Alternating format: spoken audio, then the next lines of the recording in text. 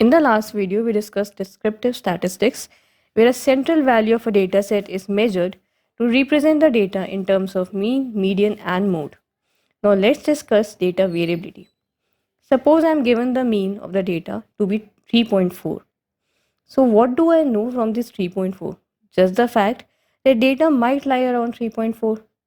But that could happen with these 14 values as well as with these 10 values. So I don't know much about the data. With 3.4, data could vary from 0 to 20 or 2 to 10 anywhere. How would I know more about this data? There is another way in statistics to know how far are the data points spread out. For that, there are four ways: range, interquartile range, standard deviation, and variance. Let's discuss range first. Range gives the spread of the data by subtracting the highest and lowest values. For example, in this data, the highest and lowest values are 8 and 0, that result in a range of 8. Similarly, in another data, range will come out as 9. In both the example, mean is the same, but range is different. Now, in the first example, I can easily say that data points might lie from 0 to 8 or 1 to 9. And I can definitely say that a data cannot lie between 0 to 9 or 1 to 12 because it will be out of range. The same goes for the other example as well. But what if I use the data which has an outlier? Here, 70 is the outlier.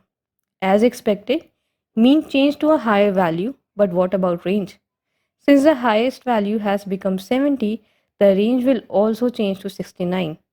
Now, although I can say that data points might lie from 1 to 70, but the statement doesn't stand true for most of the values. This tells us that, like mean, range is also affected by the outliers. To overcome this, we have interquartile range. Here, data is divided into four parts. Quartile means 4.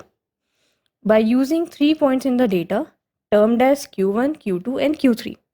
Now, how do we calculate these Q1, Q2, and Q3? These are also called quartile 1, quartile 2, and quartile 3. Now, let's take the previous data for illustration.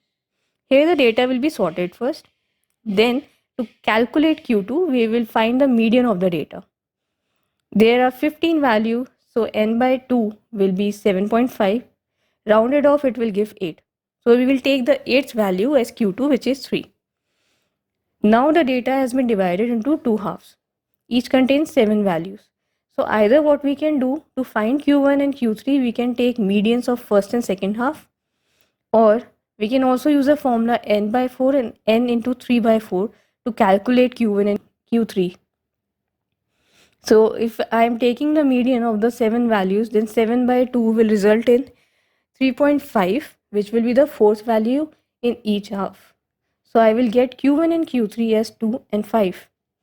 Interquartile range will be Q3 minus Q1, which will turn out to be 3. This way, outliers would not affect the range. Now it can easily be demonstrated with a box plot. Here, the box will start from Q1 and end at Q2, with Q3 as a line in between the box. The lines extending out of the box will represent the minimum and maximum values of the data at the left and right hand side.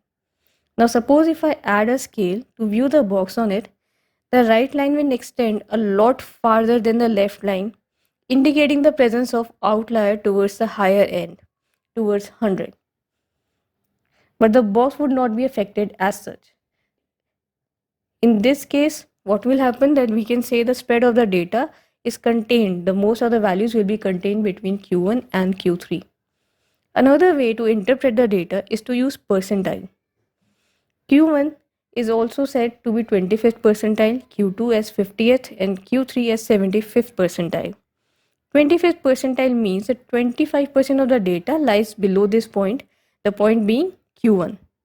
Same goes for 50th percentile, that 50% of data lies below 50th percentile, and 75 percentile will also be interpreted in the same way. Sometimes you might have heard that someone has achieved 95 percentile in exams. What that means, that 95% of the students are below that individual. Now I will discuss standard deviation and variance in the next video, since the video is going really long. If you learned something from this video, please like, share, and subscribe the channel.